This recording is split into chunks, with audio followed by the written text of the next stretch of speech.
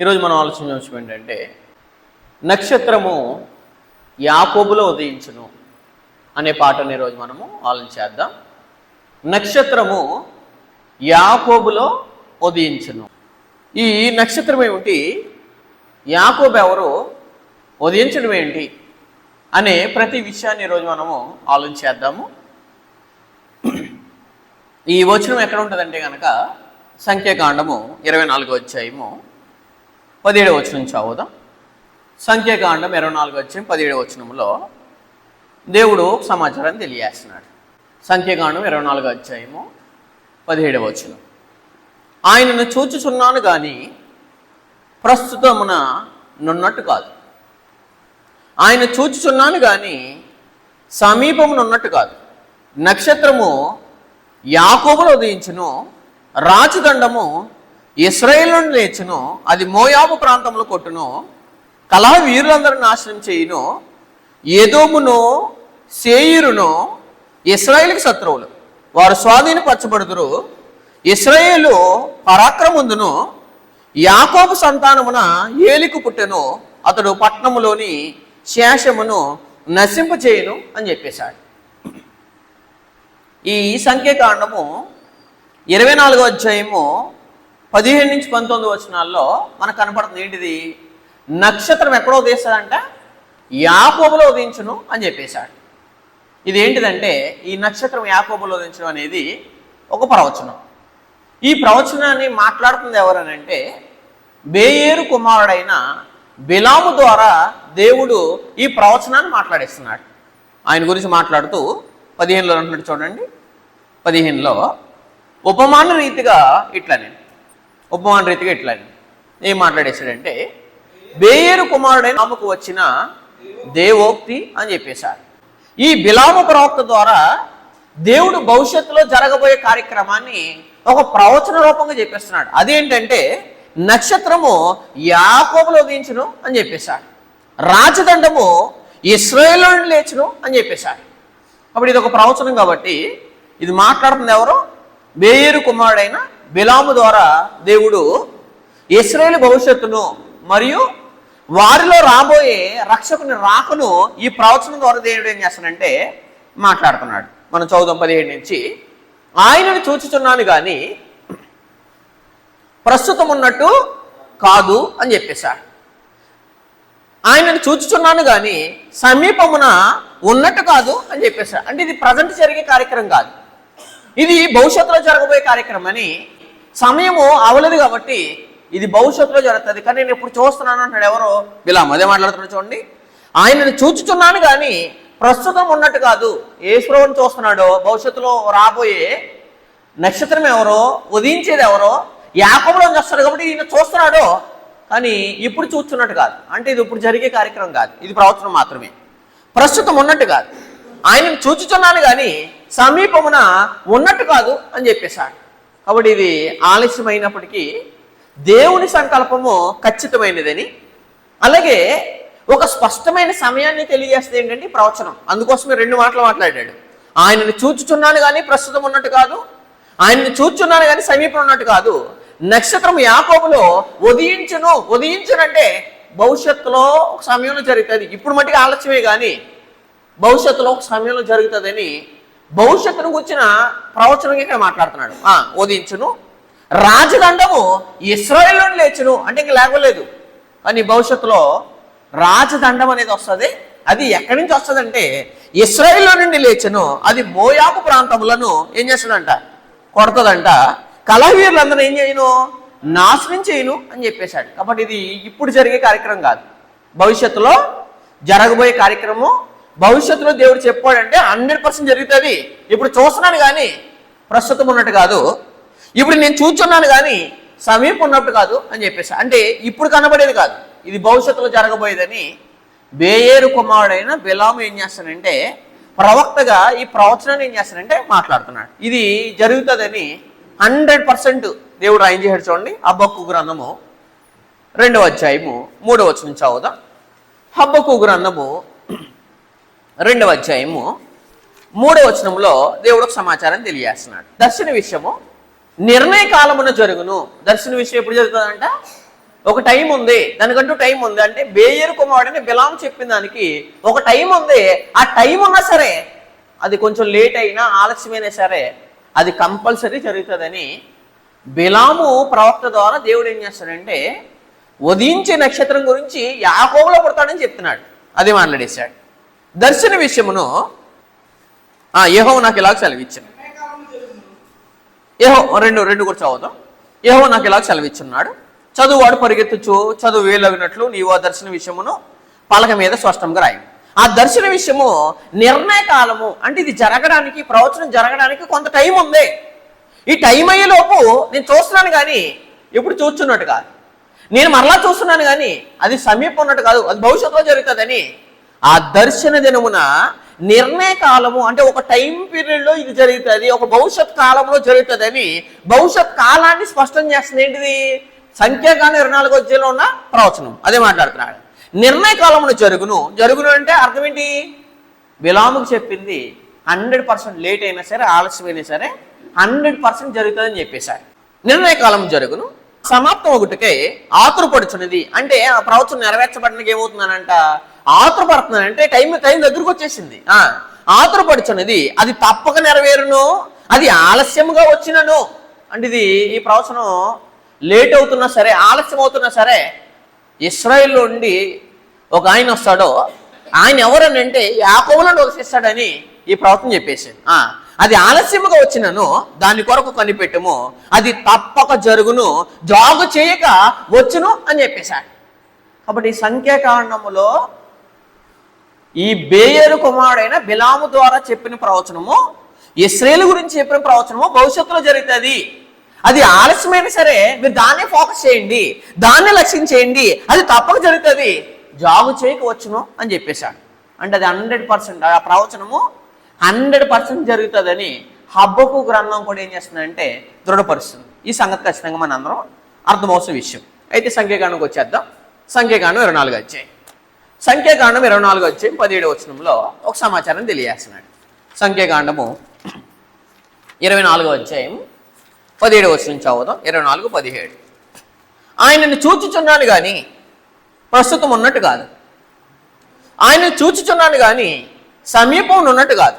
నక్షత్రము యాకోబులో ఉదయించును, రాజదండము ఇశ్రాయేలు లేచును అని చెప్పేశాడు. కాబట్టి ఈ వచనం మనం డివైడ్ చేద్దాం. ఏంటంటే అసలు నక్షత్రం ఎవరో, యాకోబు ఎవరో, ఉదయించడం ఏంటి, నెక్స్ట్ రాజదండం అంటే అర్థం ఏంటి, ఇశ్రాయేలు లేగడం అంటే ఏంటి, మోయాబు ప్రాంతాల్లో కొట్టడం అంటే ఏంటి, కలహవీరులందరినీ నాశనం చేయడం అంటే ఏంటని ఈ వచనాలు ఈరోజు మనం ఆలోచిద్దాం. అయితే నక్షత్రము ఎవరు అని అంటే యాకోబులో ఉదయించిన నక్షత్రము సాక్షాత్తు ఎవరని అంటే ప్రభు అయిన యేసుక్రీస్తు వారు. అంటే నక్షత్రమే యేసుక్రీస్తు వారు, గుర్తుపెట్టుకోండి. అంటే యాకోబులో ఉదయించే నక్షత్రం ఎవరో యేసుక్రీస్తు వారు. ఆయన వచ్చి ఏం చేస్తాడంటే ఎదోముని ఏం చేస్తాడంటే ఎదోముని పాలించే ఒక రాజు ఉన్నాడో ఆ రాజు యొక్క పరిపాలన తాత్కాలికమే, నిజమైన ఒక రాజు వస్తున్నాడో ఆయన రాజదండం నిరంతరం ఉంటుందని వచనం ఏం చేస్తానంటే తెలియజేస్తున్నాను. అందు కాబట్టి నక్షత్రం ఎవరనంటే యాకోబులో ఉదయించిన నక్షత్రము సాక్షాత్తు ప్రభు అయిన యేసుక్రీస్తు అని ఏం చేస్తుందంటే సూచిస్తుంది. అంటే అర్థం ఏంటంటే నక్షత్రము దైవికమైన మహిమను తెలియజేస్తుంది, రాబోయే అధికారం తెలియజేస్తుంది, రాబోయే మార్గాన్ని తెలియజేస్తుంది, రాబోయే రాజరికాన్ని, అంటే ఒక రాజు వస్తాడో రాజరికం చేస్తాడని ఈ నక్షత్రం తెలియజేస్తుంది. కాబట్టి ఈ నక్షత్రము ఎవరో కాదు, ప్రభు అయిన యేసుక్రీస్తు వారు. దానికి ఆధారాలు ఏంటంటే ప్రకటన గ్రంథము 22వ అధ్యాయం. ప్రకటన గ్రంథం 22వ అధ్యాయంలో 16వ వచనంలో సమాచారం తెలియజేస్తున్నాడు. ప్రకటన గ్రంథం 22వ అధ్యాయం 16వ వచనం.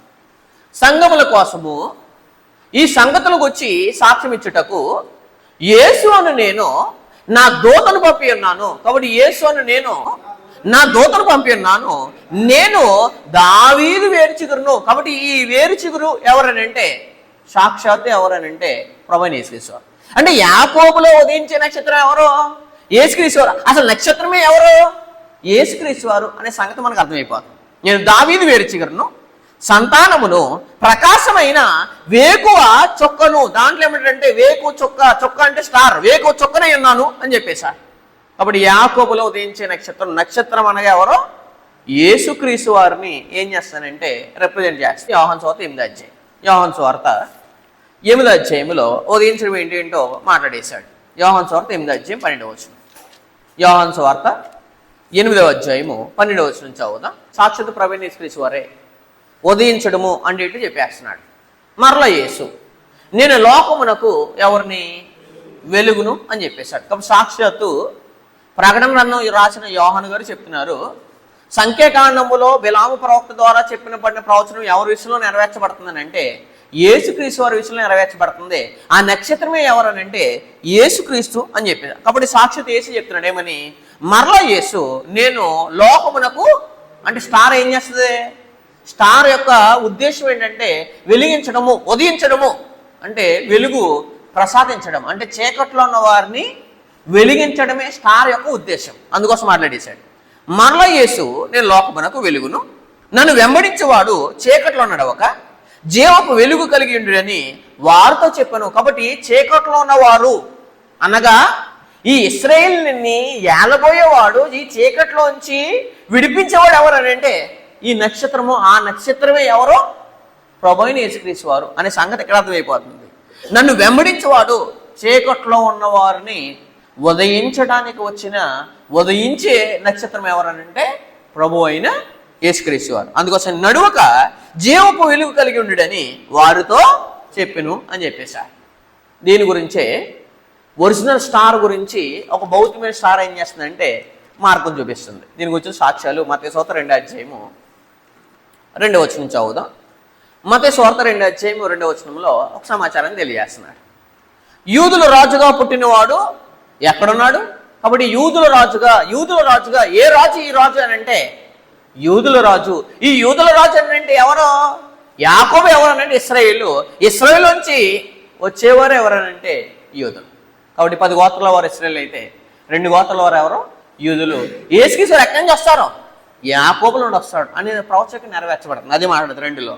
యూదుల రాజుగా పుట్టినవాడు ఎక్కడున్నాడు?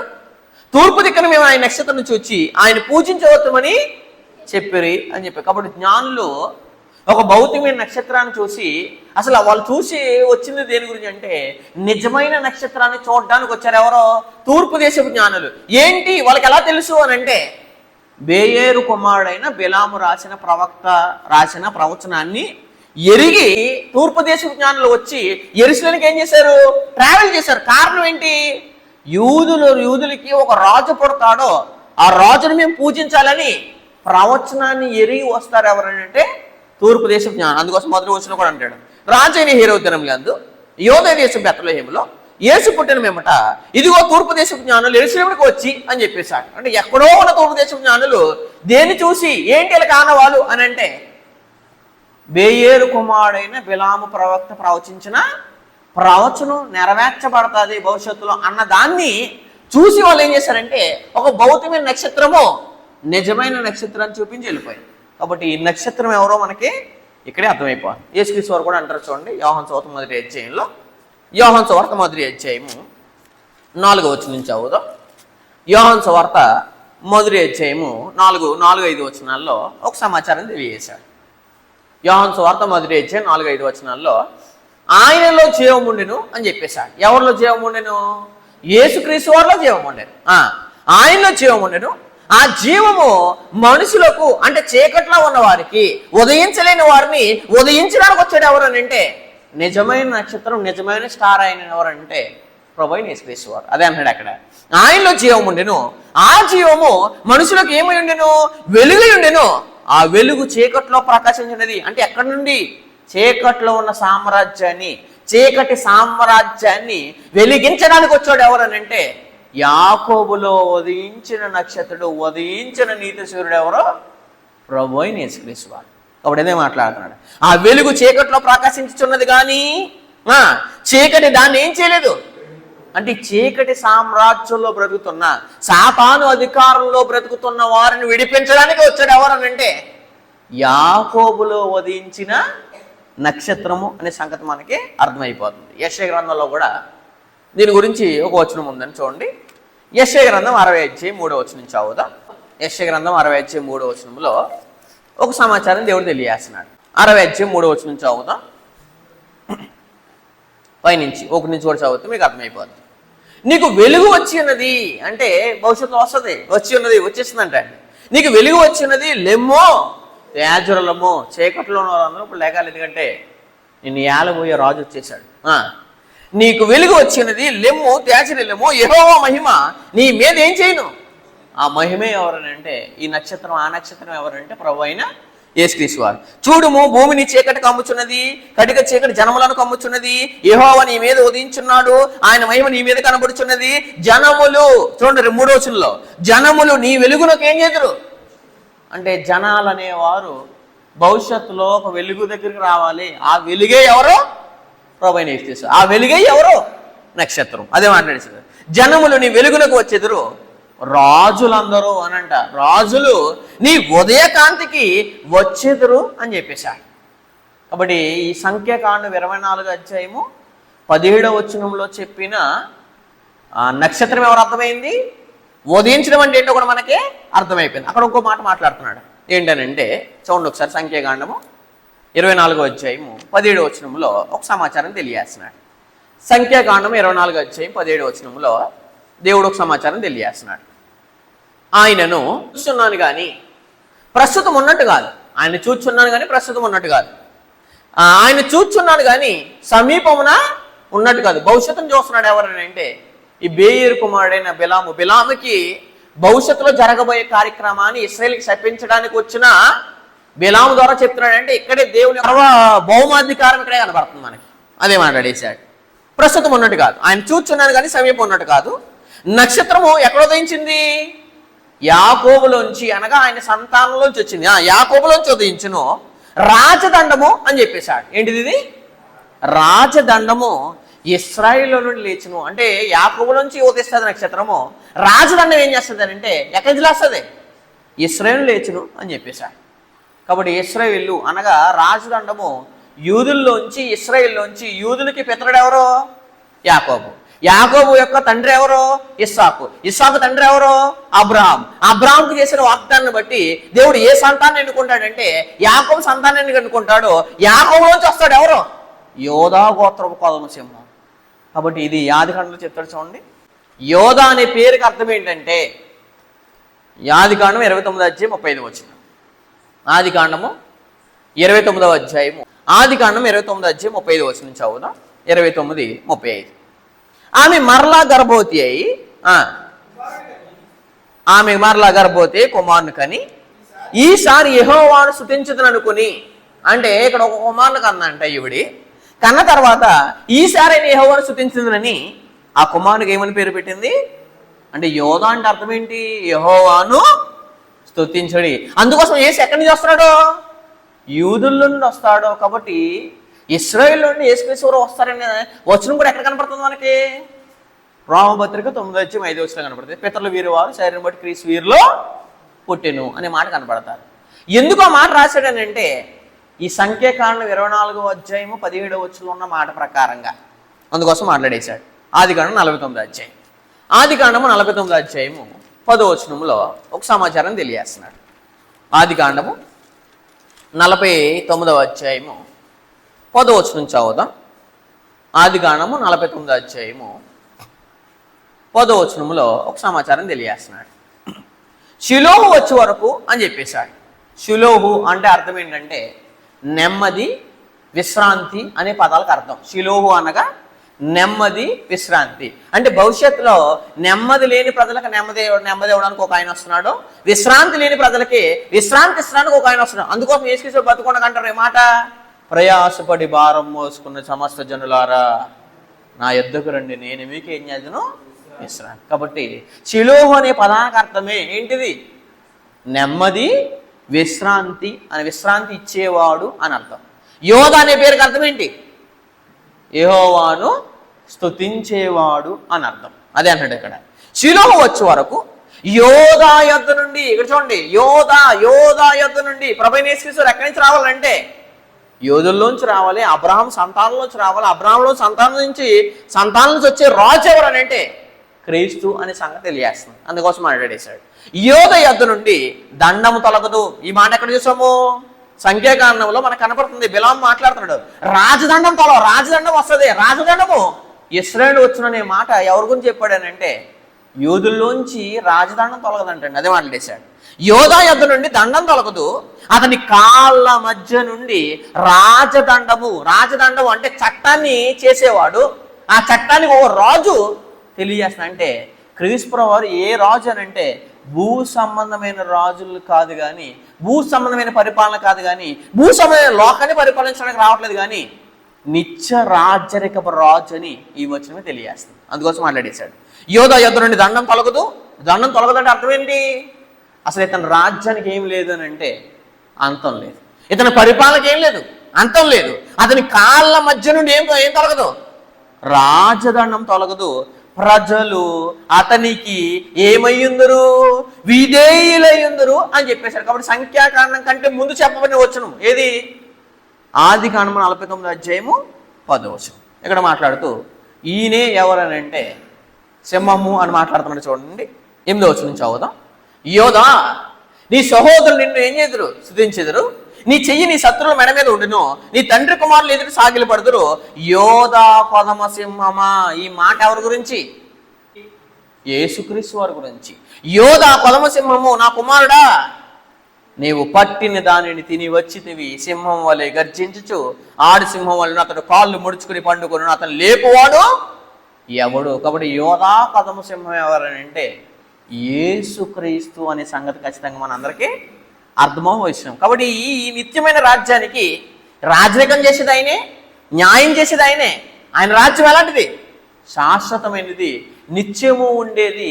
అసలు ఆ రాజ్యానికి అంతం అనేదే లేదు. భౌతికమైన ఎన్ని రాజ్యాలు వచ్చినా, భౌతికమైన రాజ్యాలన్నిటికీ అంతం ఉంది. కానీ ఈ నిత్యరాజు పరిపాలించడానికి వచ్చిన రాజుకి ఏం లేదని అంటే అంతం లేదనే పదం ఏంటంటే రాజదండము అని చెప్పేశాడు. లోకస్వార్త మొదటి అధ్యాయం 32వ వచనంలో ఒక సమాచారం తెలియజేస్తున్నాడు. లోకస్వార్త మొదటి అధ్యాయము 32వ వచనంలో ఒక సమాచారం దేవుడు తెలియజేస్తున్నాడు. లోకస్వార్త మొదటి అధ్యాయము 32వ వచనం చదువుదాం. మొదటి అధ్యాయం 32వ వచనం.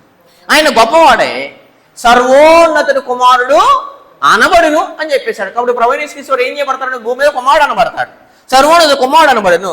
ప్రభు అయిన దేవుడు ఆయన తండ్రి అయిన దావీదు సింహాసనమును ఆయనకు, సింహాసనం అంటే అర్థం ఏంటి? పరిపాలన. ఏలుబడి చేసేది ఎవరో? యేసుక్రీస్తు వారు. దావీదు సింహాసనానికి ఇచ్చును, ఆయన యాకోబు వంశస్థులు అండలం చేసుకోండి. యాకోబులోంచి ఉదయిస్తుంది ఏంటంటే నక్షత్రం. ఆయన యాకోబు వంశస్థులను ఎన్ని యుగాలు అని అంటే యుగాలు వెళ్తాడు. అంటే ఎన్నో రాజులు వచ్చారు పాత్రలో. అన్ని రాజులకి కొంతకాలం వరకే పరిపాలన, కొంతకాలం వరకే రాజ్యాధికారం. కానీ ఒక రాజు వస్తాడు, ఆ రాజు యాకోబుల్ని ఏం చేస్తాడంటే యుగములు ఏలుతాడు అని చెప్పేశాడు. యుగములు ఏలును, ఆయన రాజ్యము అంతము లేనిదయ్యుండెనని ఆమెతో చెప్పాను అని చెప్పేశాడు. కాబట్టి క్రీస్తు రాజ్యానికి, క్రీస్తు సంఘానికి, క్రీస్తు పరిపాలించే సంఘానికి, ఆ సంఘంలో ఉన్న ఆయన రాజుకి ఏమి లేదని అంటే అంతం లేదు. నిత్యము ఉండాలంటే ప్రభు సంఘంలో ఖచ్చితంగా ఉండాలని వేరు కుమారుడైన బిలాము ద్వారానే సంఖ్యాకాండంలో దేవుడు ఏం చేస్తున్నాడో ప్రవచనం తెలియజేశాడు. దానిలో 2 అధ్యాయం. ఈనాడు క్రీస్తు సంఘం లేకపోతే ఏమైనా ప్రమాదమా అని అనుకుంటారు చాలామంది. చాలా ప్రమాదం. ఎందుకంటే అన్నిటికీ అంతమంది, కానీ క్రీస్తు సంఘంలో ఉన్న వరకు అంతమే లేదు. దానిలో 2 అధ్యాయం 44 వచనం. దానిలో 2వ అధ్యాయం 44 వచనం. అంతము లేని రాజ్యాన్ని స్థాపించడానికి వస్తున్నాడు ఎవరో? యోధా గోత్రపు పదమసింహం, యోధా పదమసింహం. 2 అధ్యాయం 44 వచనం. ఆ రాజుల కాలములలో అంటే అప్పటికే చాలా రాజ్యాలు ఉన్నాయి. ఇనుము, ఇత్తడి, వెండి ఎన్ని ఉంటాయి. ఇవన్నిటిని పగలగొట్టడానికి వస్తుంది ఒక రాజ్యం. తొనాత్మరకలు చేయాలి ఈ రాజ్యముకి ఏం లేదని అంటే ఎన్నటికీ అంతం లేదని చెప్పేశాడు. 44. ఆ రాజుల కాలములో పరలోకమందున దేవుడు ఒక రాజ్యమును ఏం చేయను?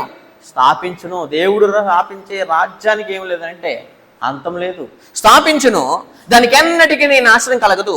ఆ రాజ్యము దానికి పొందిన వారికి గాక. అంటే దాన్ని ఎవరైతే పొందుతారో, ఆ రాజ్యంలోకి ఎవరైతే వస్తారో, ఆ రాజ్యాన్ని ఎవరైతే పొందుతారో వాళ్ళకి గాక, మరెవ్వరికి ఏమవుదో అందుకోసం ఎన్నోసార్లు ఇంటి సంఘం గురించి ఎందుకు చెప్తాడు, సంఘాన్ని గురించి చెప్తాడంటే సంఘాన్ని గురించి చెప్పకపోతే చాలా ప్రమాదం. ఎందుకంటే క్రీస్తు సంఘంలో లేకపోతే చాలా భయంకరమైన పరిస్థితి, ఎందుకంటే అంతమైపోయే పరిస్థితి. కానీ క్రీస్తు సంఘంలో అంటే ఏం లేదు, అంతము లేని పరిస్థితి. అదే అన్నాడు అక్కడ, దానికెన్నటికి పరలోకమందు దేవుడు ఒక రాజ్యం స్థాపించును, దానికెన్నటికి నాశనం కలగదు, ఆ రాజ్యం దాన్ని పొందిన వారికి గాక మరెవ్వరికి చెందదు. అది ముందు చెప్పిన భౌతికమైన రాజ్యాలు. అంటే యోధా రాజరికంపై ఎదోము ఏం చేస్తుందంటే రాజరికం చేస్తున్నప్పుడు ఎదోము యొక్క పరిపాలన తాత్కాలికమని చెప్పేస్తుంది. అది మాట్లాడేశాడు. మరెవరికి చెందదు, అది ముందు చెప్పిన రాజ్యంలన్నిటి పక్కలు కొట్టి నిర్మూలన చేయను కానీ అది ఎంతకాలం ఉంటుంది, యుగయుగములు. అంటే రాబోయే రాజు, యాకోబులో ఉదయించే రాజు, యాకోబులో నక్షత్రంగా ఉదయించే రాజు ఏంటిది, ప్రభు అయిన క్రీస్తు సంఘము. ఆ క్రీస్తు సంఘంలో ఎవరైతే ఉన్నారో వాళ్ళు ఎవరికి విధేయులు ఉంటారో, ప్రభువుకు విధేయులు ఉంటారో, ఆ విధేయులు ఉన్నవాడు ఎంతకాలం పరిపాలన చేస్తాడంటే యుగయుగములు ఏం చేస్తాడో. అంటే క్రీస్తు రాజ్యానికి ఏమి లేదని అంటే అంతం అనేది లేదు. ఏలుబడి ఎంతకాలం అని అంటే యోగాలు ఆయన ఏం చేస్తాడు మనల్ని. అంటే క్రీస్తు సంఘంలోకి వస్తున్నారంటే అర్థం ఏంటి, శాశ్వతమైన దేవుని రాజ్యములోకి వచ్చేస్తున్నారని అర్థం. క్రీస్తులందరూ 2వ అధ్యాయంలో ఒక సమాచారం తెలియజేస్తున్నారు. చూడండి, క్రీస్తులందము 2వ అధ్యాయము 7వ వచనం నుంచి చదువుదాం. 2వ అధ్యాయం 7వ వచనం. క్రీస్తులు 2:7లో దేవుడు ఒక సమాచారం తెలియజేస్తున్నాడు. 2వ అధ్యాయం 7వ వచనం. కట్టడను నేను వివరించేది, యెహోవా నాకు ఇలాగ సెలవిచ్చున్నాడు అని మాట్లాడుతూ యేసుప్రభు గురించి మాట్లాడేసి దీని గురించిన పాట నేను ఆల్రెడీ చెప్పాను.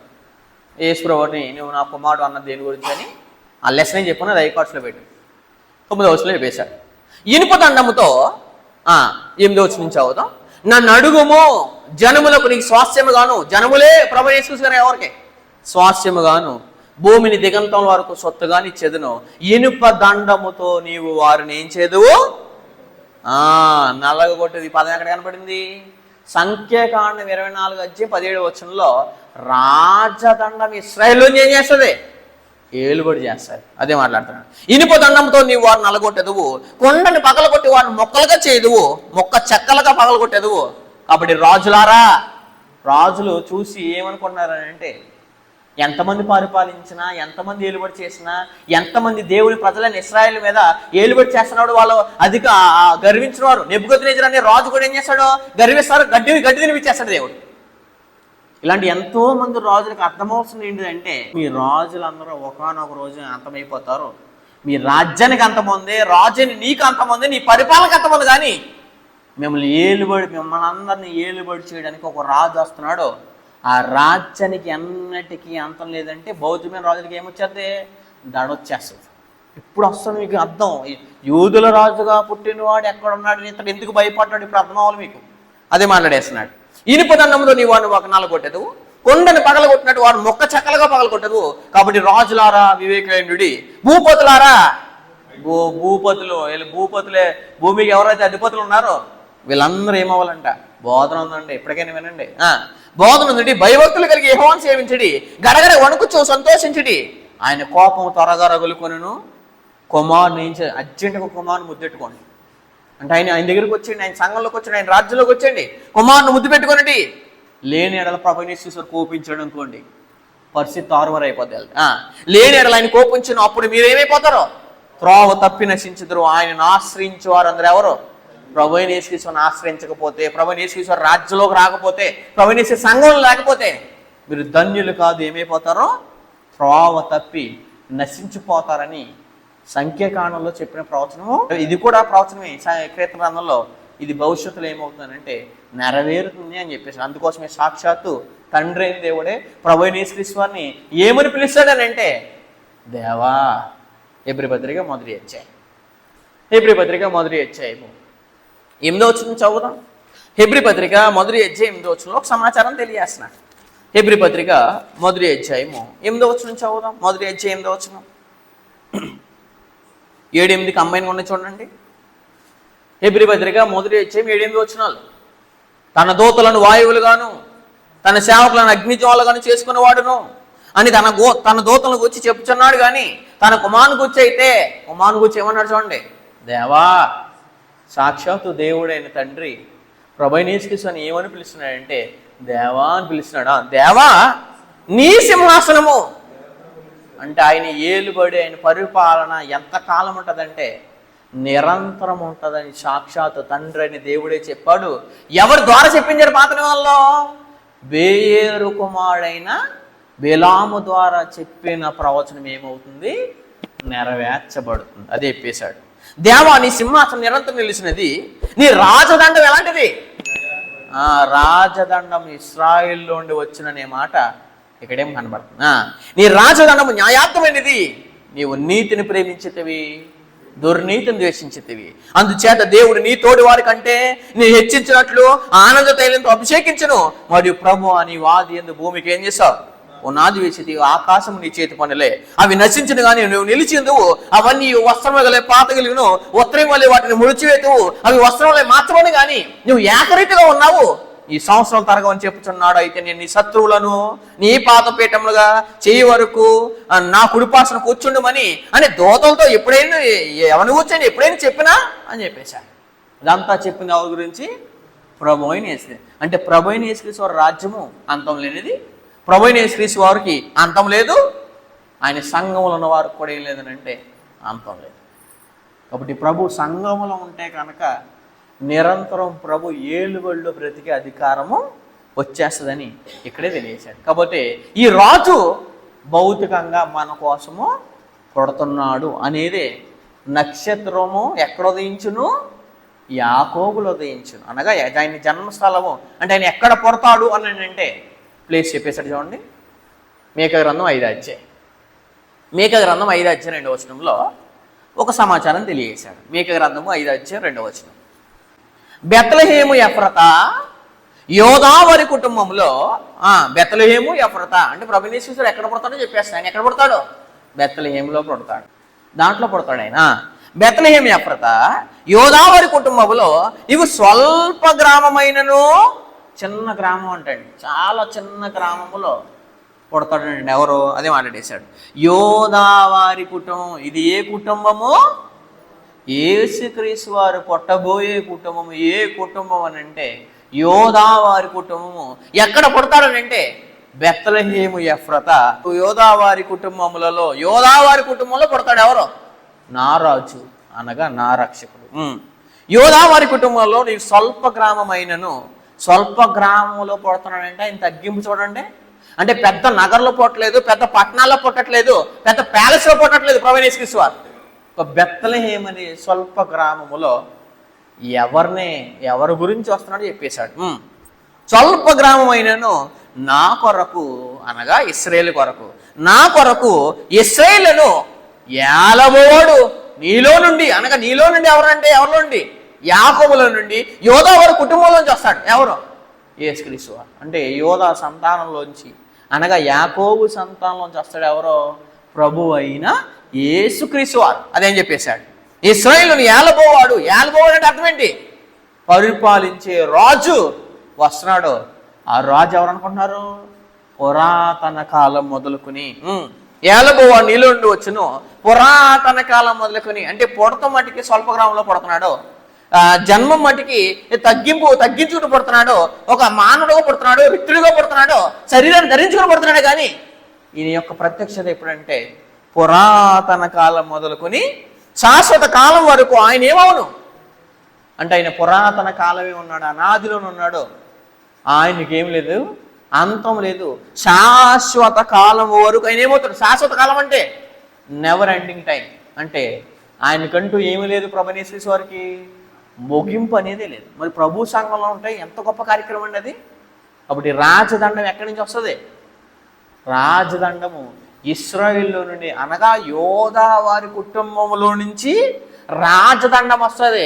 ఆ రాజదండమే మనల్ని ఏం చేస్తుందంటే పాలిస్తుందని యూదుల గురించి దేవుడు ఏం చేస్తాడంటే మొట్టమొదటిగా ఒక ప్రవచనాన్ని సంఖ్యాకాండం 24:17లో తెలియజేశాడు. కాబట్టి రాజదండం ఎవరో మనకి అర్థమైపోయింది. చదువు ఒకసారి.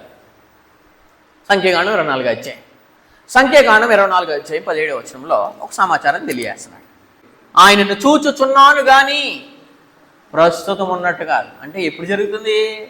ఎప్పుడు భవిష్యత్తులో యోధా వారి కుటుంబంలో వచ్చినప్పుడు జరుగుతుంది. అందుకోసమే చూస్తున్నాను కానీ ప్రస్తుతం ఉన్నట్టు కాదు. అంటే అప్పుడు ఉన్నట్టు కాదు, ప్రస్తుతం ఉన్నట్టు కాదు. ఆయనను చూచుచున్నాను కానీ ఆయన సమీపం ఉన్నట్టు కాదు. అంటే భవిష్యత్తులో వస్తాడు ఆయన, సమీపం ఉన్నట్టు కాదు. నక్షత్రము అనగా యేసుక్రీస్తు ఎక్కడ ఉదయించును? యాకోబు సంతానంలో ఉదయించును. రాజదండం ఎక్కడ వెళ్ళును? రాజదండము ఇశ్రాయేలు లేచును. రాజధాని ఇశ్రాయేలు వేస్తుంది, అర్థమైపోయింది. నక్షత్రం యాకోబులో తీస్తాడు, అర్థమైంది. అయితే ఇక్కడ ఒక మాట మాట్లాడతారు ఏమని? వచ్చిన తర్వాత ఏం చేస్తాడంట? అది మోయాబు ప్రాంతాలు. మోయాబు ప్రాంతాలను ఏం చేస్తాడు? ప్రాంతంలో అనుకుంటును కలహ వీరులందరినీ ఏం చేయను? నాశనం చేయను అని చెప్పేశాడు. అప్పుడు యాకోబు అంటే ఎవరో? ఇశ్రాయేలు. అయితే కలహ వీరులందరినీ నాశనం చేయడం ఏంటి? మోయాబు ప్రాంతాలు కొట్టడం ఏంటి? ఎదోమును సేయీరును ఇశ్రాయేలుకి ఏమవుతారండి? ఇశ్రాయేలుకి ఎవరంటే వెళ్ళాం? శత్రువులు. శత్రువులు కూడా ఏం చేయబడతారంట? స్వాధీనపరచబడదు అని చెప్తున్నాడు. మనకి ఈ సంఘటన అంతా అర్థం అవ్వాలంటే మత్తయి సువార్త 2వ అధ్యాయంలోకి వెళ్ళిపోవాలి. మనం మత్తయి సువార్త 2వ అధ్యాయం. మత్తయి సువార్త 2వ అధ్యాయంలో ఒక సమాచారం తెలియజేస్తున్నాడు. మత్తయి సువార్త 2వ అధ్యాయంలో ఇక్కడ ఎవరు పరిపాలన అంటే హేరోదు పరిపాలన. అందుకోసమే రాజైన ఏ రాజు అని అంటే ఒక భౌతిక సంబంధమైన రాజు. ఏ రాజు? హేరోదు. రాజైన హేరోదు దినములు యందు యూదయ దేశపు బేత్లెహేములో యేసు పుట్టిన పిమ్మట ఇదిగో తూర్పు దేశపు జ్ఞానులు యెరూషలేముకు వచ్చి యూదుల రాజుగా పుట్టినవాడు ఎక్కడున్నాడు అని చెప్పేశాడు. కాబట్టి ఇక్కడ యూదుల్ని పరిపాలిస్తుంది ఎవరు? యూదుల్ని పరిపాలిస్తుంది ఎవరు? ఇక్కడ రాజైన హేరోదు. రాజైన హేరోదు యూదులపై ఏం చేస్తున్నాడో? రాజరికం చేస్తున్నాడో. ఈ రాజుకి అర్థం అవ్వాలి ఏమనంటే, బాబు నీ రాజ్యానికి పులిస్టా పడిపోతుంది, నిన్ను ఏలబోయి ఒక రాజు వస్తున్నాడు, నేను గడగల్లో ఆడిపోయాడు ఎవరని అంటే హేరోదు. అందుకోసం చెప్పాడండి, వీళ్ళు స్టార్ ఎట్టడానికి కాదు. కాబట్టి ఇక్కడ మత్తయి సువార్తలో జ్ఞానుల యొక్క తూర్పు దేశం యొక్క జ్ఞానుల యొక్క రాక కనపడుతుంది. 2 యోధా రాజ్యంపై ఒక యూదుల్ని పరిపాలించే ఒక రాజు. అంటే ఇతను యూదుడు కాదు, కానీ ఏం చేస్తున్నాడు? యూదులు పరిపాలిస్తాడు హేరోదు. ఈ హేరోదు యొక్క పరిపాలన తాత్కాలికమని ప్రకటించడానికే మత్తయి సువార్త 2వ అధ్యాయం రాయబడింది. అయితే ఈ హేరోదు ఎవరు అని అంటే హేరోదు ఇశ్రాయేలు కాదండి. హేరోదు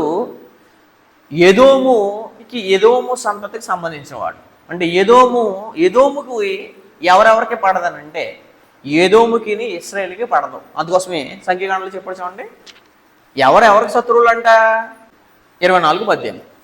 సంఖ్యాకాండము 24వ అధ్యాయం 18వ వచనంలో సమాచారం తెలియజేస్తున్నాడు. సంఖ్యాకాండము 24వ అధ్యాయం 18వ వచనం చదువుదాం. ఎదోమును సేయూరును ఇశ్రాయేలుకి ఎవరంట? ఈ శత్రువులోంచి వచ్చాడు ఒక రాజు. ఆ రాజు ఏ రాజు అని అంటే హేరోదు. కాబట్టి ఈ ఎదోమును సేయీరును ఇశ్రాయేలు శత్రువులు. వారు కూడా శత్రువులైన వారు కూడా ఏం చేయబడతారో? స్వాధీనపరచబడతారు. ఎవరికి స్వాధీనపరచబడతారు? యూదులు స్వాధీనపరచబడతారు. యూదులు స్వాధీనపరచబడడానికి గల కారణం ఈ యూదుల నుంటే ఏమొస్తున్నాడో? నిజమైన రాజు నిజమైన రాజ్యాన్ని తెస్తున్నాడో ఆ రాజ్యానికి ఏం లేదు, అంతం లేదు అని చెప్పేశాడు. కాబట్టి ఎదోము అర్థం అవ్వాలంటే తల్లి గర్భంలో 2 కొట్టుకుంటారు. ఎవరు? యాకోబు, ఏశావు. యాకోబు సంతతి ఇశ్రాయేలు అయితే ఏశావు సంతతి ఎవరని అంటే ఎదోమీయులు. చూద్దాం వాళ్ళ గురించి కూడా కొంచెం మీకు అర్థం అవడానికి. రోమపత్రిక 9వ అధ్యాయము 12వ వచనం. రోమపత్రిక 9వ అధ్యాయం 12వ వచనంలో ఒక సమాచారం తెలియజేస్తున్నారు. యాకోబు అన్నయ్య అయిన ఏశావు సంతానమే ఎవరనంటే ఎదోమీయులు. రోమపత్రిక 9వ అధ్యాయము 12వ వచనం చదువుదాం. వీరి మధ్య వైరం ఎప్పటి నుంచి ఉందనంటే జన్మలోనే ఉందండి. ఎవరి మధ్య వైరము? యాకోబుకి ఏశావుకి వైరం మధ్యము తల్లి గర్భంలోనే ఉంది. జన్మకు ముందే ప్రారంభమయ్యి మొదటి ఘర్షణతోనే స్థిరపరచబడింది. ఎవరికి? యాకోబు ఏశావుకి. 9:12. 9వ అధ్యాయం 12వ వచనం చదువుదాం. ఏర్పాటును అనుసరించి మీరు పైనుంచి కూడా చదువుదాం.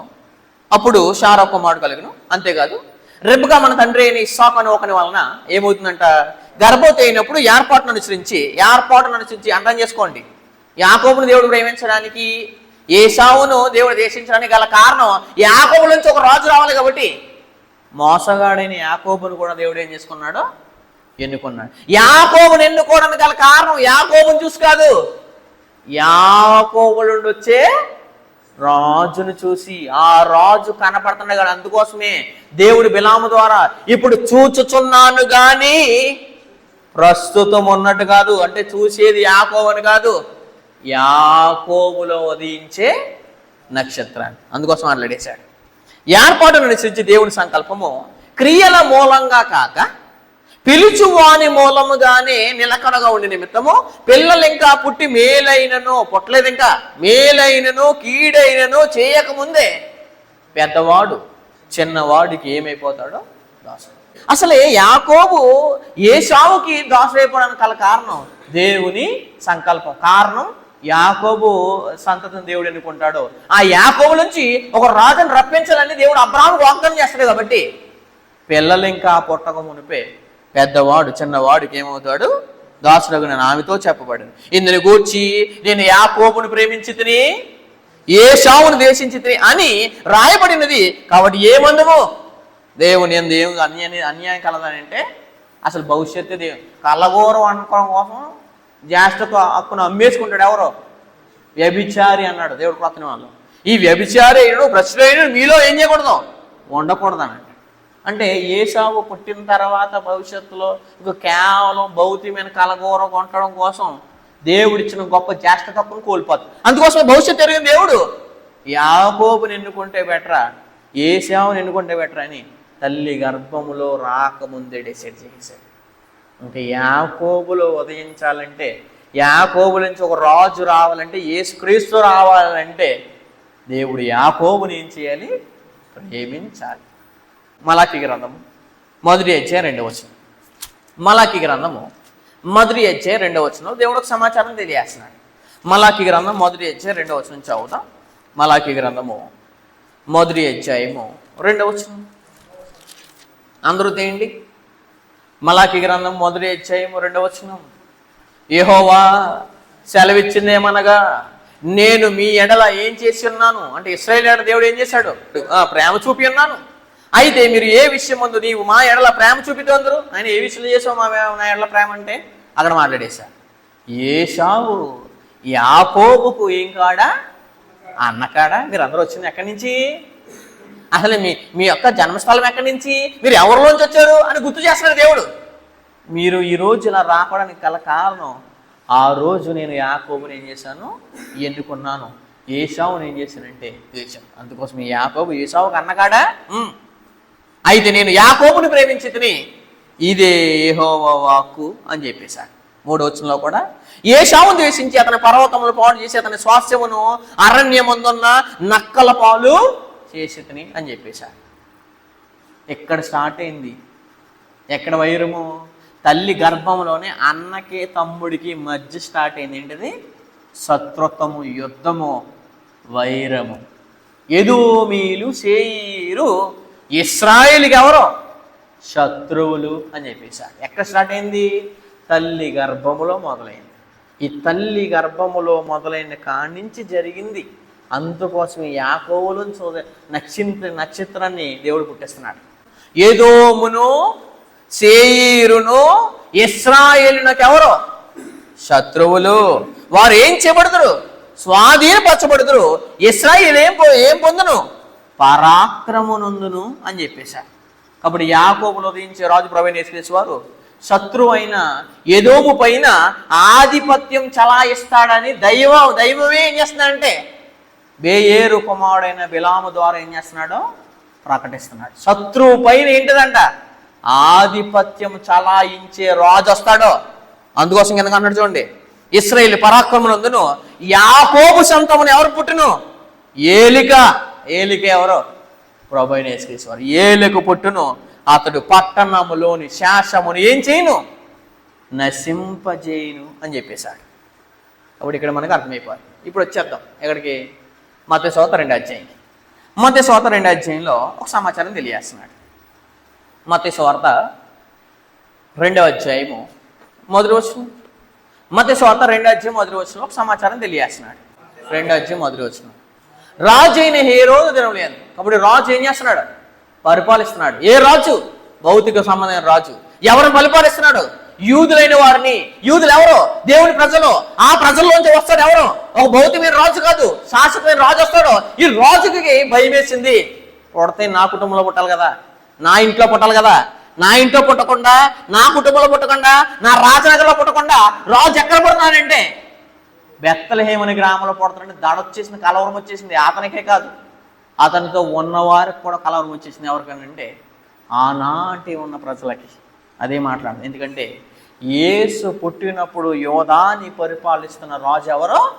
హేరోదు రాజు. అందుకోసమే హేరోదు రాజైన హేరోదు దినములయందు అంటే ఆయన పరిపాలన చేస్తున్న కాలం. ఎవరిని? యోధుల్ని పరిపాలన చేస్తున్న కాలంలో పుట్టాడు నిజమైన రాజు. అందుకోసమే హేరోదు రాజు ఎవరనంటే ఇశ్రాయేలు కాదు, అతను ఏదోము అనగా ఏశావు వంశానికి చెందినవాడు. ఈ సందర్భంలో యోధ రాజరికంపై ఏదోము ఏం చేస్తుంది? పాలిస్తుంది. అంటే యూదుల్ని పాలిస్తున్న వాడు ఎవరు? ఏదోము వంశస్థుడు. అంటే ఎవరు కాదు? ఇతను ఇశ్రాయేలు కాదు. ఇశ్రాయేలు కాని వాడు ఎవరు పాలిస్తున్నాడు? అప్పుడు తండ్రి దేవునికి ఎలా ఉంటుంది అంటే ఇశ్రాయేలు కానివాడు ఇశ్రాయేల్ని పరిపాలిస్తున్నాడా?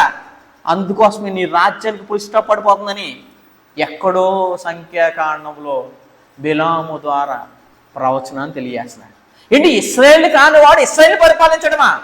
అందుకోసమే యూదులపై రాజరికం, ఏదోము చేసే రాజరికానికి దేవుడిని రాజరికం తాత్కాలికమే పులి స్టాప్ పెట్టాడని మత్తయ్య గారు నొక్కి చెప్పారు. ఎక్కడనంటే మత్తయి సువార్త 2వ అధ్యాయం. అతని కుటుంబ మూలాలు సూచిస్తే కనుక మార్కు సువార్త చదువుదాం. మార్కు సువార్త 3వ అధ్యాయం. మార్కు సువార్త 3వ అధ్యాయం 8వ వచనం చదువుదాం. మార్కు సువార్త 3వ అధ్యాయం 8వ వచనం. 3వ అధ్యాయము 8వ వచనం. అంటే దేవుని ప్రజలు కానివారు ఎవరు? అన్యజనులు. అంటే అన్యులు ఎవరు అనంటే దేవుడు ఎన్నుకున్న ప్రజలు ఇశ్రాయేలు. అయితే దేవుడు ఎన్నుకున్నవాడు ఎవరంటే ఏశావు కుటుంబీకులు. వాళ్ళు ఎదోమీలు అంటే ఎవరు? అన్యులు. అందుకోసం 3:8 అన్నాడు చూడండి. మార్కు సువార్త 3:8. మరియు ఆయన ఇన్ని గొప్ప కార్యం చేయుచున్నాడు అని విని జనులు యోదయ నుండి యెరూషలేములో నుండి ఇదూమియా ప్రాంతాన్ని నుంచి వచ్చిన వాడే ఈ రాజు. ఏ రాజు? ఇదూమియా గ్రీకు రూపంలో ప్రస్తావించబడింది. ఎవరి గురించి? హేరోదు రాజు. ఇదూమియా అనేది ఏదోము యొక్క గ్రీకు రూపం. ఏదోము అనేది ఇదూమియా యొక్క గ్రీకు రూపము. ఈ ఇదూమియా దేశము నుంచే వస్తాడు ఎవరు? హేరోదు రాజు. ఇప్పుడు వచ్చిందండి అసలు సమస్య. అంటే వీళ్ళకి యుద్ధం ఎక్కడ స్టార్ట్ అయింది? తల్లి గర్భంలోంచి స్టార్ట్ అయింది. ఎవరికి? ఏదోమీయులకి ఇశ్రాయేలుకి, అనగా ఏశావుకి యాకోబుకి. యాకోబు అంటే ఎవరు? యేసుక్రీస్తు వారు. ఏదోము అంటే ఎవరు? ఏశావు కాస్త యేసు ప్లేస్లో కూడా ఎవరు పెట్టాలి? హేరోదు పెట్టాలి. ఇప్పుడు యుద్ధం ఎవరికి? భౌతికమైన రాజు అయిన హేరోదుకి, నిజమైన రాజు అయిన యేసుక్రీస్తు వారికి. ఇది రాజ్యం పడిపోతే ఈ రాజ్యం నిలబడిపోతుంది. ఈ రాజ్యానికి రాజు యేసుక్రీస్తు వారు. మత్తయి సువార్త 2వ అధ్యాయం. మత్తయి సువార్త 2వ అధ్యాయం మొదటి వచనం చదువుదాం. 2వ అధ్యాయం మొదటి వచనం. ఇదూమి అనేది ఎదోమి యొక్క గ్రీకు రూపం అండి అది. అందుకోసమే అతని కుటుంబ మూలాలను సూచించే ప్రాంతమే, ఏ హేరోదు యొక్క కుటుంబ మూలాలను సూచించే ప్రాంతమే ఏదోము ప్రాంతం. గ్రీకు రూపంలో బైబిల్లో ప్రస్తావించబడింది మనకి. మత్తయి సువార్త 2వ అధ్యాయం మొదటి వచనం. రాజైన హేరోదు దినముల యందు యోదయ దేశపు బెత్లెహేములో యేసు పుట్టిన పిమ్మట తూర్పు దేశపు జ్ఞానులు యెరూషలేముకు వచ్చి యూదుల రాజుగా పుట్టినవాడు ఎక్కడ ఉన్నాడు? వచ్చేసింది. జ్ఞానులు వెతకడానికి వచ్చారు. ఈ వార్త ఎవరు తెలిసిపోయింది? రాజుకు తెలిసిపోయింది. ఈ రాజుకి కలవరం వచ్చేస్తుంది. యూదుల రాజుగా పుట్టినవాడు ఎక్కడ ఉన్నాడు? తూర్పు దిక్కున మేము ఆయన నక్షత్రం చూసి వచ్చారంట. ఏ నక్షత్రం కోసం? నిజమైన నక్షత్రం. ఆయన నక్షత్రం చూసి ఆయన పూజింపవచ్చుతామని చెప్పారు. హేరోదు రాజు చూడండి 3లో, హేరోదు రాజు ఈ సంగతి విన్నప్పుడు అతడే కాకుండా అతనితో కూడా ఉన్న వారందరూ ఏమైపోయారంట? అతనితో కూడా యెరూషలేము వారందరూ ఏమైపోయారు? రాజు అయితే మా కుటుంబం కదా, మా వంశం కదా, మా గోత్రం కదా. ఇశ్రాయేలు కానివాడు ఎవరు? ఎదోమీయుడు అంటే అన్యుడు. ఈ అన్యుడు యూదుల మీద పరిపాలన చేస్తున్నప్పుడు దేవుడు ఇదిగో భవిష్యత్తులో యూదుల్లోంచి ఒక రాజు వస్తాడు, ఆ రాజు రాజదండం చేస్తాడు, నిత్యము ఉంటుంది. ఆయన మరలా యూదుల్ని తన రాజ్యంలోకి తీసుకెళ్తాడు. అనగా ఆ రాజ్యమే క్రీస్తు యొక్క సంఘం, క్రీస్తు సంఘం. ఈ సంగతి ఖచ్చితంగా మనందరం అర్థమవుతుంది. కాబట్టి యోధారాజును వెతకడం ఎదోమీయుడని హేరోదు పరిపాలన తాత్కాలికమైన ప్రకటించింది. ఏంటిది?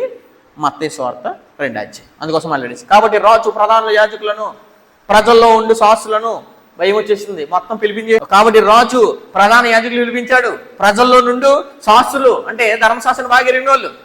ఇదిగో రాజు వచ్చేసాడు అంటాడు, ఎక్కడ ఉన్నాడు అని భయం వేస్తుంది. ఎక్కడ పుట్టినని, క్రీస్తు ఎక్కడ పుట్టినని వారిని ఏం చేశాడంట అడిగిను. అందుకు వారు యోదయ బెత్లెహేములోనే. ఎందుకంటే శాస్త్రులకు ఏం తెలుసు? ధర్మశాస్త్రంలో వచనాలు తెలుసు, ప్రవచనాలు తెలుసు. కాబట్టి యేసుక్రీస్తు వారు ఎక్కడో కాదు, బెత్లెహేములోనే పుడతాడు, అతను ఇక్కడే పుడతాడని చెప్పేసి చూడండి. వారు యోదయ బెత్లెహేములోనే. ఏలి అనగా యోదయ దేశం బెత్లెహేమా, నీవు యోధ ప్రధానులలో ఎంత మాత్రము అల్పమైన దానివి కావు.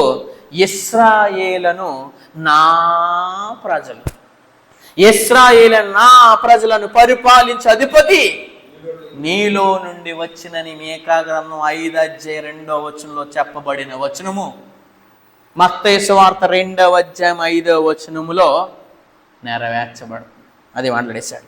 ఇశ్రాయేలు నా ప్రజలను పరిపాలించే అధిపతి నీలో నుండి వచ్చినని ప్రవక్త ద్వారా. ఏ ప్రవక్త ద్వారా? మీకా ప్రవక్త ద్వారా వ్రాయబడి ఉన్నది. అంతటా హేరోదు రాజు ఏమైపోయాడంట, అంతటా హేరోదు ఆ జ్ఞానులను రహస్యంగా పిలిపించి ఆ నక్షత్రము కనబడిన కాలము వారి చేత ఏమని పిలిచేసాడంట, జ్ఞానులను పిలిపించేసాడంట. వాళ్ళు చూసి వచ్చారు కదా.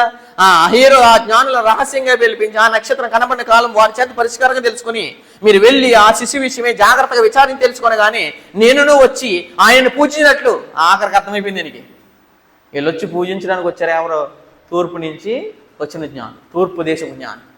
వచ్చి దేనికి వచ్చారు? యేసుక్రీస్తుని చూడడానికి. ఒక భవిష్యత్తు నక్షత్రం, నిజమైన నక్షత్రం చూసి వెళ్ళిపోయింది. నిజమైన నక్షత్రం పూజించడానికి వచ్చిన జ్ఞానులు అడిగేస్తారు, ఆయన పుట్టిన కాలం ఎక్కడ, ప్లేస్ ఎక్కడ? ఈ భౌతికమైన రాజు అర్థమైపోయింది. ఏంటంటే నా రాజ్యంగా అంతమైపోయింది. అంత అర్థం ఉంది మత్తయి సువార్త 2. వీళ్ళు సింపుల్గా కట్టుకుని నక్షత్రం ముందు స్టార్ పెట్టి బల్లు పెట్టి దాన్ని గెల్ల కట్టేసి పెట్టేస్తారు. ఇలా ఎంత చరిత్ర ఉందండి దాని గురించి. వాళ్ళు వచ్చారు, జ్ఞానులు వచ్చి పూజించారు. 8 మీరు వెళ్ళి ఆ శిశువు విషయమే జాగ్రత్తగా విచారించి తెలుసుకుని కానీ నేను వచ్చి ఆయన పూజించినట్లు నాకు వర్తమానం తండ్రి చెప్పి వారిని బెత్లెహేమును పంపను. వారు రాజు మాట విని బయలుదేరిపోచుండగా ఇదిగో తూర్పు దేశం వారు చూచిన నక్షత్రం ఆ శిశువుని చోటి మీదుగా వచ్చి నిలిచే వరకు వారు ముందుగా నడిచును. వారు ఆ నక్షత్రం చూచి అత్యానందభరితులై ఇంటిలోనికి వచ్చి తల్లి అయిన మరియును ఆ శిశువుని చూచి సాగిలపడి ఆయన పూజించి తమ పెట్టెలు విప్పి బంగారు సామ్రాజ్ఞి బోలమును కానుకలను ఆయనకు సమర్పించి తర్వాత హేరునకు వెళ్ళవద్దని స్వప్నమందు దేవుని చేత బోధింపని వారు మరి ఒక మార్గమున తమ దేశమునకు తిరిగి వెళ్ళి. కాబట్టి యూదుల్ని పరిపాలించడానికి, యూదుల్ని ఏలుబడి చేయడానికి యోధా రాజు మాత్రమే ఉండాలి. యూదుల్ని పరిపాలించడానికి దేవుడు ఎన్నుకొనని రాజు అవ్వకూడదని దేవుడు సంఖ్యాకాండములో బేయేరు కుమారుడైన బిలాము ద్వారా ప్రవచించాడు. ప్రవచనాన్ని ఇంత చరిత్ర ఉందండి. అయితే దీన్ని బట్టి మనం ఏం నేర్చుకోవాలి అని అంటే యేసుక్రీస్తు వారు మొట్టమొదట ఇశ్రాయేలు గురించి వచ్చాడు. కానీ మనము కూడా ఎవరమే? ఇశ్రాయేలీలమే. ఎవరమే? మనము కూడా. మనం ఏ ఇశ్రాయేలము? వాళ్ళకులాగా శరీర సంబంధమైన ఇశ్రాయేలం కాదు. మనం ఏ ఇశ్రాయేలు చూపిస్తాం చూడండి. గల్తీయులకు రాసిన పత్రిక 6వ అధ్యాయంలో దేవుడు ఒక సమాచారం తెలియజేస్తున్నాడు. 15వ వచనం, 6వ అధ్యాయం 15వ వచనం, 14 నుంచి కూడా చదువుదాం. అయితే మన ప్రభు అయిన యేసుక్రీస్తునందు సిలువ యందు తప్ప మరి దేని యందు దర్శించడం నాకు దూరం అవును గాక. దానివల్ల నాకు లోకమునకు నేను సిలువేయబడి ఉన్నాను. క్రొత్త సృష్టి పొందిటే కానీ సున్నతి పొందుట ఎందేమి లేదు. అంటే సున్నతి పొందవసరం లేదు. ఎవరో? నూతన ఇశ్రాయేలు. సున్నతి పొందుట ఎందేమి లేదు, పొందకపోటీ ఎందేమి లేదు. ఈ పద్ధతి చొప్పున నడిచేవారందరికీ అనగా దేవుని ఇశ్రాయేలుకు సమాధానం కలిగినాక. దేవుని ఇశ్రాయేలు ఎవరో? క్రొత్త సృష్టిలోకి వచ్చిన వాళ్ళు. అంటే క్రొత్త సృష్టి ఏది? క్రీస్తు సంఘము, క్రొత్త నిబంధన. ఆ సంఘంలోకి యూదులు రావాలి. నెక్స్ట్ ఎవరు రావాలి? యూదులు కాని జనం అనగా అన్ని జనులు కూడా ఆ సంఘంలోకి రావాలి. అప్పుడు వస్తే నిన్ను పరిపాలించేది ఎవరు? ప్రభు అయిన యేసుక్రీస్తు. మత శాఖలు ఉన్నారనుకోండి, మత శాఖలు ఎవరు మిమ్మల్ని పరిపాలిస్తారు? మీకు పరలోకానికి, మీకు దేవునికి, మీకు క్రీస్తుకు ఎటువంటి ఏమీ లేదు, సంబంధం లేదు. మీకు బైబిల్కి అసలు సంబంధమే లేదు. అందుకోసమే క్రొత్త సృష్టి పొందుటి ఎందే కానీ సున్నతి పొందుటి ఎందేమీ లేదు, పొందకపోవుట ఎందేమీ లేదు. ఇశ్రాయేలు ఆనాడు సున్నతి పొందాలి, ఇప్పుడు ఇశ్రాయేలు అయ్యేవారు సున్నతి పొందనవసరం లేదు. ఈ పద్ధతి చొప్పున నడుచు వారందరికీ అనగా దేవుని ఇశ్రాయేలుకు సమాధానమును కృపయు కలుగునుగాక. అప్పుడు ఈనాటి అన్ని జనులు, దేవుడు అన్ని జనులు కూడా తర్వాత ఎన్నుకున్నాడు కాబట్టి, అన్ని జనులు కూడా దేవుడు సంకల్పం చేశాడు కాబట్టి, అన్ని జనులు యూదులు ఇరువురు కూడా క్రీస్తు రక్తంలో కడగబడితే ఆ నక్షత్రాన్ని చూసి నక్షత్రం దగ్గరికి వస్తే మీలో కూడా యేసు ప్రభువు ఏం చేస్తాడో ఉదయిస్తాడు. యాకోబులు ఉదయించడమే కాకుండా యాకోబులు మొదలు ఉదయించాడు, తర్వాత అన్ని జనులైన మనలో కూడా దేవుని ప్రజలైపోతాం కాబట్టి మనం ఇంకా నుంచి అన్ని జనులు అవ్వం కాబట్టి క్రైస్తవులు అవుతాయి కాబట్టి క్రైస్తవుల్లో కూడా క్రీస్తు అనే నక్షత్రం ఏమవ్వాలి? ఉదయించాలి. ఆ ఉదయించడానికి వచ్చిన వాడే యేసుక్రీస్తు. చూద్దాం మాట. పేతురు రాసిన రెండో పత్రిక ఈనాడు పాపపు హృదయంలో నక్షత్రమైన యేసును ఉదయించగానే యాకోబు ఇశ్రాయేలుగా మారినట్లు పాపులందరూ బలమైన క్రీస్తు సంఘంలో ఏం చేయబడతారో చేర్చబడతారు. ఆనాడు యాకోబు ఇశ్రాయేలుగా మారినట్లు, ఆనాడు వారిలో ఉదయించినట్లు నక్షత్రము మనలో కూడా ఉదయిస్తే మనం కూడా ఏమైపోతామంటే ఇశ్రాయేలు అయిపోతాం. మనలో కూడా ఈశ్వరుడు ఏం చేస్తాడు? ఉదయిస్తాడు. పేతురు రాసిన రెండో పత్రిక మొదటి అధ్యాయం 19వ వచనం. ఈ నక్షత్రం కేవలం చరిత్రలో మాత్రమే ఉదయించింది కాదు, విశ్వాసం ద్వారా మన హృదయంలో కూడా ఏం చేయాలి? ఉదయించాలి. పేతురు రాసిన రెండో పత్రిక మొదటి అధ్యాయము 19వ వచనం. పేతురు రాసిన రెండో పత్రిక మొదటి అధ్యాయం 19వ వచనం. మరియు ఎంతకంటే గొప్పదంటండి, ఎంతకంటే స్థిరమైన ప్రవచన వాక్యము, స్టాండర్డ్ ప్రవచన వాక్యం మనకు ఉంది. ఆనాడు ఇశ్రాయేలుకి మాత్రమే కాదు, పరిమితమే కాదు, అది మనకు కూడా వర్తిస్తుంది. ఎందుకంటే స్థిరమైన ప్రవచన వాక్యం మనకున్నది. తెల్లవారి వేకువ చుక్క మీ హృదయముల్లో.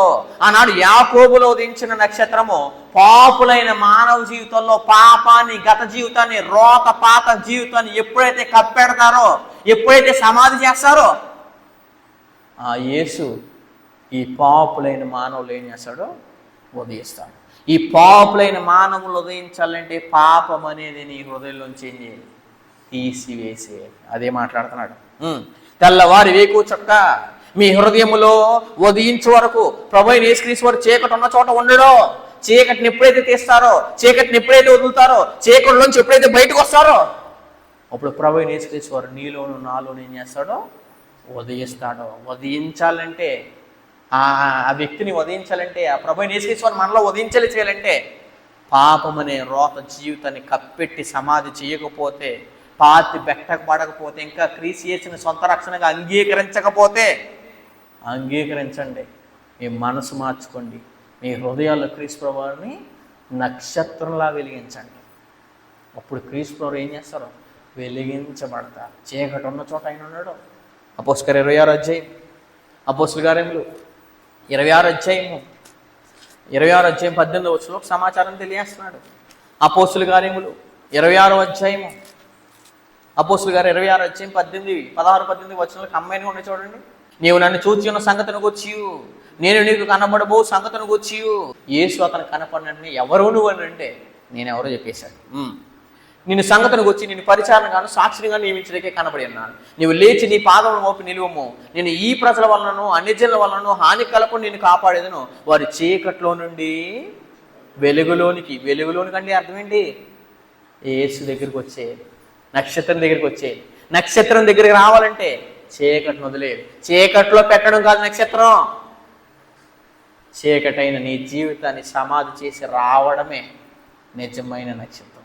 చీకట్లో పెడుతున్న నక్షత్రాలు కానీ చీకటి జీవితాలు మారట్లేదు. పాప జీవితాలు మారట్లేదు, పాప జీవితాలు సమాధి చేయట్లేదు, కానీ చీకట్లో బల్బు పెట్టి మేము స్టార్ పెడతామన్నారు. కానీ పాప మనమే నిజమైన స్టార్ దగ్గరికి రావాలని సంగతి సమాజానికి అర్థం అవ్వట్లేదు. అదే మాట్లాడుతున్నాడు. వారి చీకట్లో వెలుగులోనికి సాతాను అధికారంలో నుండి దేవుని వైపునకు తిరిగి నా యందలి విశ్వాసం చేత పాప క్షమాపణను పరిశుద్ధపరచబడిన వారిలో స్వాస్థ్యము పొందినట్లు వారి కన్నులు తెరచుటకే నేను నిన్ను వారి యొద్దకు పంపేదనని చెప్పి, ఇప్పుడు ప్రభు యేసుక్రీస్తు లోకానికి వచ్చింది నక్షత్రం అవడానికి. ఆ నక్షత్రం యేసైనప్పుడు ఒక్కసారి మనం ఆలోచించుకోండి, ఎంతమందిలో యేసు ప్రభు ఉదయిస్తున్నాడు. యాకోబులో ఉదయించాడు, నెరవేర్చబడిపోయింది, అయిపోయింది. కానీ ఈనాడు అదే నక్షత్రము ఎంతమందిలో ప్రకాశిస్తున్నాడు, ఎంతమందిలో ఉదయిస్తున్నాడు. దయచేసి క్రీస్తు సువార్తను ఇంకా మీరు వినలేదా? క్రీస్తు సువార్తని విశ్వాసం ఉంచలేదా? విశ్వాసం మారు మనసు పొందలేదా? మారు మనసు పొంది పాప క్షమాపణ పొందలేదా? పాప క్షమాపణ పొంది బాప్తిసం పొందలేదా? నేడే రక్షణ పొందండి, నేడే బాప్తిసం పొందండి. పొంది సొంత రక్షణగా ప్రభువైన యేసుక్రీస్తును అంగీకరిస్తే మీలో ప్రభువైన యేసుక్రీస్తు ఏం చేస్తాడో ఉదయిస్తాడు. ఆయన ఉదయించాలని అంటే, ఈ ఇశ్రాయేల్ ఉదయించాలంటే ఇశ్రాయేల్ గత జీవితాన్ని ఏం చేయాలి? సమాధి చేసేది. సమాధి చేసిన తర్వాత ఆ రక్షించబడిన ఇశ్రాయేల్ ఎవరైతే ఉన్నారో వారిలో నిరపరాధులుగా నిష్కలంకులుగా ఎవరైతే బ్రతుకుతున్నారో వారిలో మాత్రమే ప్రభువైన యేసు నక్షత్రంగా ఉదయిస్తాడు. ఫిలిప్పీయుల రాసిన పత్రిక 2వ అధ్యాయం, ఫిలిప్పీయుల రాసిన పత్రిక 2వ అధ్యాయము 15వ వచనం, ఫిలిప్పీయుల రాసిన పత్రిక 2వ అధ్యాయం 15వ వచనంలో ఒక సమాచారం తెలియజేస్తున్నాడు. ఫిలిప్పీయుల రాసిన పత్రిక 2వ అధ్యాయం 15వ వచనం, 2వ అధ్యాయము 15, 14, 15 అమ్మాయిని కూడా చూడండి. మీరు మూర్ఖమైన వక్రజనం మధ్య ఇంకా మీరు వెలిగించబడిన తర్వాత, పాపపు జీవితాన్ని కప్పెట్టి సమాధి చేసిన తర్వాత మళ్ళీ మూర్ఖంగా వక్రజనంగా బ్రతకండి, వక్రంగా బ్రతకండి, వక్రంగా జీవించకండి, వక్రమైన బ్రతుకులతో ఉండకండి. ఎందుకంటే నా రాజు ఎప్పుడో ప్రవచనం ఎప్పుడు నెరవేర్చబడితే, నా కోసం రక్తం కాచి నా కోసం ప్రాణం పెడితే ఇంకా మూర్ఖులాగా వక్రజనం మధ్య బతుకుతారా? మూర్ఖమైన వక్రజనం మధ్య కలిసిపోయి బతికేలా కాదు. ఎలా బతకాలి? మూర్ఖమైన వక్రజనం మధ్య నిరపరాధులు. నిరపరాధులు ఎవరు అని అంటే సమాజానికి అర్థం అవ్వాలి. వీళ్ళు వెలిగించబడేవారు, ఇతరులను వెలిగించేవారు, క్రీస్తు చేత వెలిగించబడిన వారు అనేక మందికి తమ వెలుగుని ఏం చేసేవారు? ప్రచురం చేసేవారు. డిసెంబర్ రోజు 25 రోజు పెద్ద కేక్ తెచ్చి కట్ చేసి ఒక క్యాండిల్ వెలిగించడం కాదు. అది కాదు, ఒక క్యాండిల్ వెలిగిస్తే వెలుగు వస్తుందని అర్థమైన నీకు భౌతి మీద అలా నేర్పిస్తున్నప్పుడు నీకు ఆ నీతి సూర్యుడు, ఆ ప్రభువైన యేసుక్రీస్తు నిన్ను వెలిగించాడు. నీ వెలుగుని ఎంతమందికి వెలిగిస్తున్నావు, ఎంతమందికి నీ వెలుగుని వెలుగుగా ఇస్తున్నారు? ఒకసారి దయచేసి సాల్వ్ చేయండి.